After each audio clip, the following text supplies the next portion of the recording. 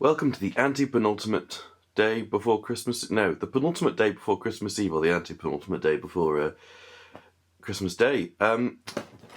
We've not got much left of this now. We're pretty much home stretch. So let's go for the big box, which is I think 23, which is actually at the top. So I'm just going to grab that out because out of frame. Can't bother to adjust the camera. This series is real low effort, and that's why I'm doing it.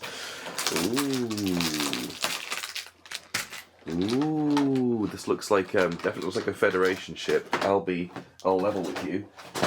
It's got all the hallmarks. We said that about the Romulan warbird last time. That actually has has an image of a bird on its underside, on its belly. It's hilarious.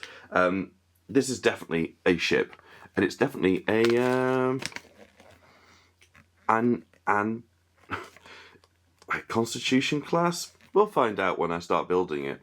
So final predictions, I think it's probably either a Constitution or an Excelsior class, but we will see. Nice pile of Lego. You can clearly see a big dish on it, so it's got whatever it is. It's got a nice, soft, smooth dish.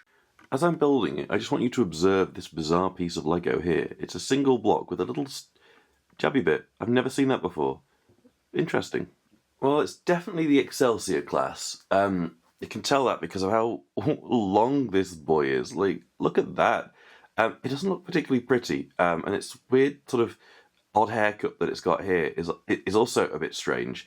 I think when you view it from sort of head on and slightly to the side, it looks okay, but when you look at it like this, it makes the Constitution class look even bigger. I mean, this tail bit's clearly where its little shuttle pod bay is, but it just, I don't know, it feels too long, and I've been looking whether I've built it wrong, because it's possible that I have built this wrong, but I'm not convinced. The instructions are basically just saying to do exactly what I have followed the instructions, and yet it still feels very long.